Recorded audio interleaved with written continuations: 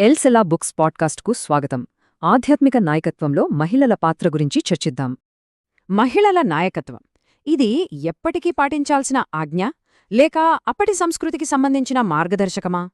ఇది అర్థం కావాలంటే బైబిల్ని దాని చారిత్రక నేపథ్యంలోంచి మళ్లీ చూడాలి. అంటే శాశ్వత సత్యం వేరు, దాని సాంస్కృతిక ఆచరణ వేరు అని గమనించాలి. ఇంకా స్పష్టంగా అర్థం చేసుకోవడానికి ఓ ఉదాహరణ చూద్దాం.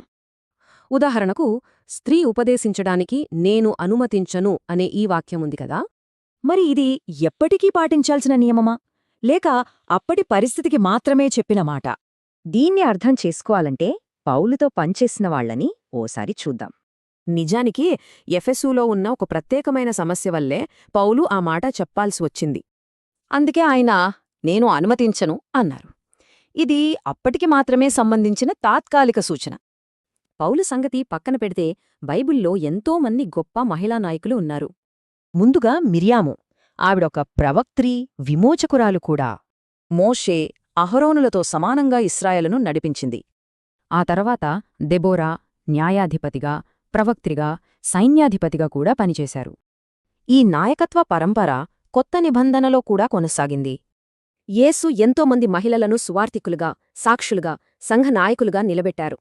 అసలీ నాయకత్వానికి పునాదేంటంటే సృష్టిలోనే ఉన్న సమానత్వం. మొదటినుంచే సృష్టిని పాలించే బాధ్యత ఇద్దరికీ సమానంగా ఇవ్వబడింది. కాబట్టి ఇది కేవలం పదవుల గురించిన ప్రశ్న కాదు, ఇది న్యాయం, గౌరవం, సమానత్వానికి సంబంధించినది. ఆమోసు గ్రంథం చెప్పినట్టుగా న్యాయం ప్రవాహంలా పారాలి, నీతి ఎన్నడూ ఎండని నదిలా ఉండాలి. న్యాయం కోసం ఈ పిలుపు, ఈ చర్చకు ఒక బలమైన పునాదినిస్తుంది. విన్నందుకు ధన్యవాదాలు. మరిన్ని విషయాల కోసం మా ఛానల్కు సబ్స్క్రైబ్ చేసుకోండి.